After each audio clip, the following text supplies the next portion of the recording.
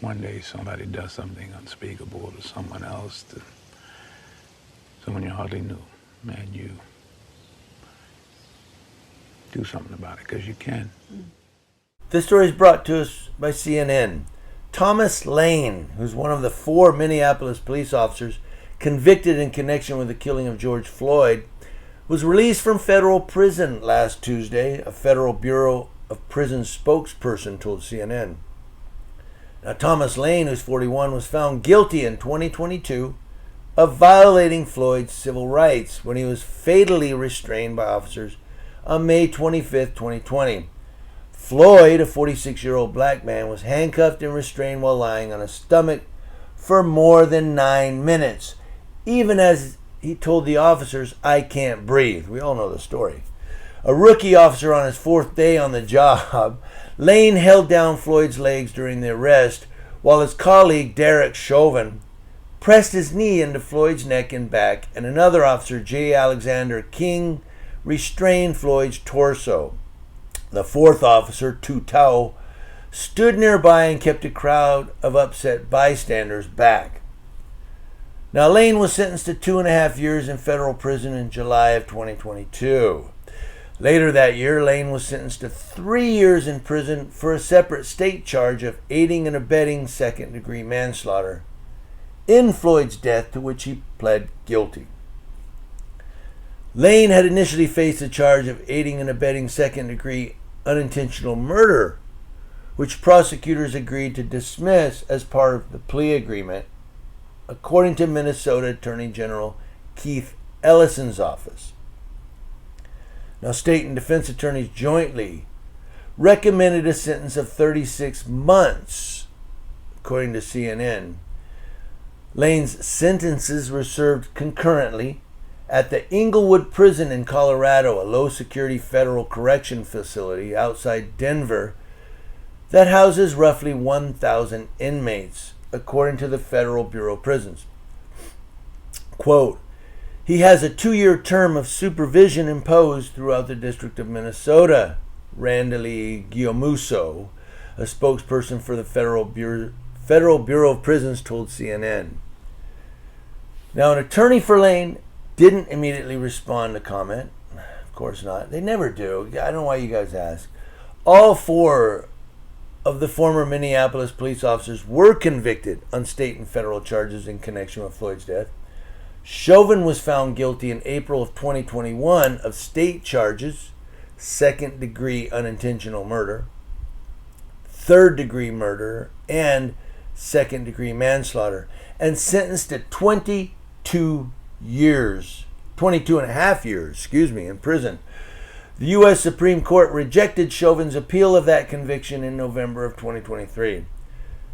Chauvin later pleaded guilty to federal charges of violating Floyd's civil rights and was sentenced to 21 years in prison to run concurrently with his state sentence. Now, the former officer, Derek Chauvin, was stabbed while in an Arizona federal prison last November. Boo-hoo.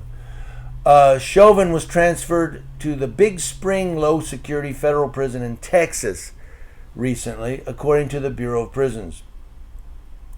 A federal jury found King and Toe guilty of violating Floyd's civil rights, and they were sentenced to 3 years and 3.5 years in prison, respectively. In December of 2022, King pleaded guilty to state charges of aiding and abetting second-degree manslaughter. Toe was sentenced to nearly 5 years in prison in August of 2023 for the same state charges. So Toe and King they're just almost done though by now. They'll be out probably next year. And this Thomas Lane, he gets a couple of years and now he's out. And Derek Chauvin, well, we'll probably never hear from him again. He's done. Bye. He'll be in a walker when he gets out of prison, if he even makes it that long. But they transferred him from prison from Arizona to Texas. That's out of the frying pan into the fire, because in Texas you serve time. But this guy he was a cop for 4 days. He was a rookie for 4 days. So, what was he like? Over 35 years old, and he was a rookie cop. Wow. I've always wanted to be a cop. Well, you got your chance for 4 days. But you know, a lot of people, I'm going to end with this, but I just want to make this comment. A lot of people are talking about how bad Floyd was. George Floyd was a POS, and he was a this, and he held a pregnant woman at gunpoint. Yeah, George Floyd was a piece of crap. He was. He was. But does that justify?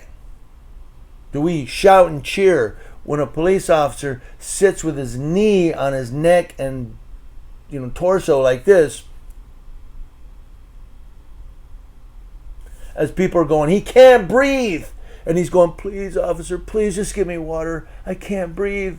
I can't. Please, please. What? He's a police officer. He's a public servant. And I'm here to tell you, I don't care what you as a public servant think about a person in your community. I don't care what you think about that person. I don't care if that person is the lowest dirtbag POS in your community. If that person is in your service, you're a public servant. How can I help you? I'm here for you. What if he's arresting the guy? He's making an arrest for a murder or assault. Then he makes the arrest. He takes him to jail. The charges are presented. The district attorney looks at him to see if he's going to go forth or not. And maybe he's going to change him. Well, let's go from murder to manslaughter or whatever. Your job as a public servant is to serve the public. And he failed to do, all four of them failed to do that. I just want to throw that out there because every time I do a George Floyd story, somebody comments, well, who cares about George Floyd? He's a POS.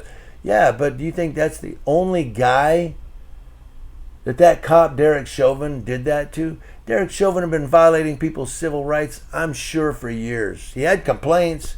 That was reported that he had complaints on file.